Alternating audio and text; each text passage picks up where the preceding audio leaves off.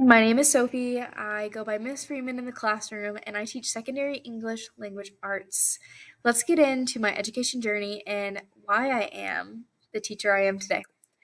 Like I said, my name is Sophie. The kids call me Miss Freeman. I graduated from the University of Missouri in May of 2023. This year is my first year teaching. In August, I'll start my second year of teaching, and I teach secondary ELA, which is 9 through 12. Where did it all begin? My backstory stems from a lack of education in my family. No one in my family was educated beyond high school, and my own mom was not a high school graduate. So I grew up surrounded with this, knowing that I wanted a little bit more. I wanted to be able to do things that they didn't do, and I wanted to be able to provide for my family in a different way. But I didn't know what that meant, and I didn't know how to get there. I had teachers and counselors pushing me to go to college because I excelled in school and I loved school. So I said, okay, I guess I'll go to college. But what for?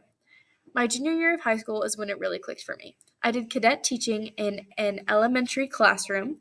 Cadet teaching is like being an instructional aide or a secondary supporter in a classroom. We did this for voluntary credits for the A Plus program, which is a scholarship in Missouri that gives you basically free college for the first 2 years. And I needed that. I needed that free college. So went through my junior year cadet teaching and realized that I loved it. I loved helping people understand something. I loved seeing kids' confidence grow. I loved watching them work something out and discovering something new for the first time. And I think my host teachers loved me too. I loved it so much that I did it again 12th grade year. So both junior and senior year of high school, I spent at least an hour a day, every single day, in a classroom with littles. Loved it so much. But one thing I noticed is that my peers did not love it so much, and that set me apart from them. Once I noticed this, I thought, maybe this is something I should go to school for. But then I had to decide big kids, little kids, what kind of content. And I realized that I loved reading, I loved writing, I always have, I probably always will. And I didn't feel as competent to teach other subjects, even to little kids. So I decided to go into English education, which was a really good choice for me. So here are some artifacts from my time in high school. I have a letter from one of my first graders. I have a bucket for my Valentine's for my kindergarten classroom. And then I have an educator that I still value very much today. This teacher pushed me all 4 years of high school to be a critical thinker, to analyze, and to become what I wanted to be. When he found out I wanted to be a teacher, he gave me a book called The Art of Teaching by Horace Mann. He also wrote me a letter before graduation describing the ways in which I will be, and I guess I am today, a good public servant, and how this profession I've chosen and want to go into is a good one for me from his perspective. I still have the book, I still have the letter on my wall. We still email to this day. Every single day, I think I aspire to be this type of teacher, so kind and supportive and inspiring. And I hope that my kids feel this way about me someday too. So, I graduated high school. Woohoo! Already a step ahead of most of my family. And then I decided to go to college. I'm from the Boot Hill of Missouri, a very tiny town in rural farmland close to Arkansas. Um, so I didn't want to push the boundaries too far. I wanted to stay in a school that accepted the A plus program. So I went to Southeast Missouri State University. Once I got there, I realized that this college was not the fit for me.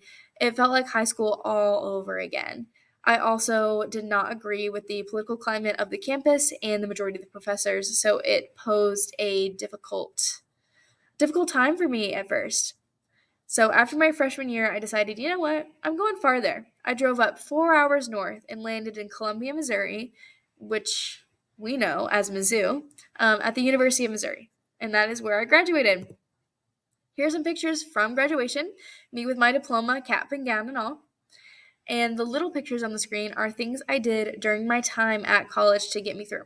When I first came here, I needed an income, I needed a resume, and I didn't really know how college worked, so I needed to be around people that did.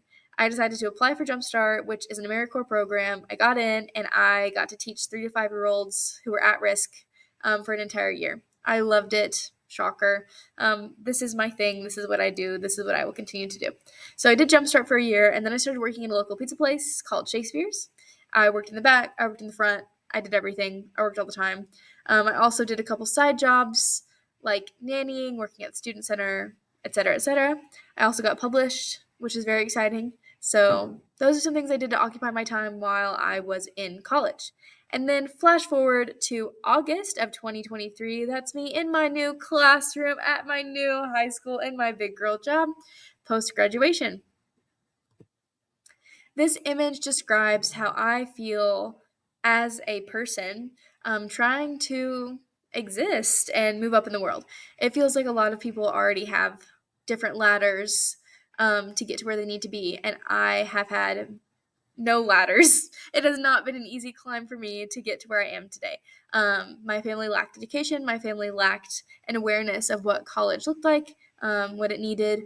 They also lacked awareness about socio-political issues and just the world in general. As a woman, things are difficult. As a queer woman, things are a little bit more difficult.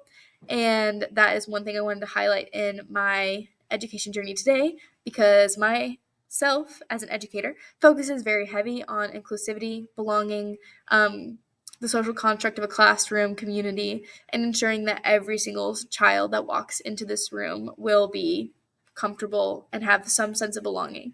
I described that in detail in a local newspaper article where I was interviewed, and it didn't go over well with some members of the community, but that's okay. Just another missing rung from my ladder. That's okay.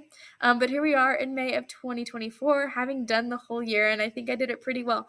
So, even though there were a lot of barriers to my success financially, with my family, and otherwise, I still ended up in a pretty good place. Here's an example of how good of a place I've ended up in. The picture on the top left is me in my classroom winning the monthly Colleague Appreciation Award. We call it the Bear Hunt because we're bears.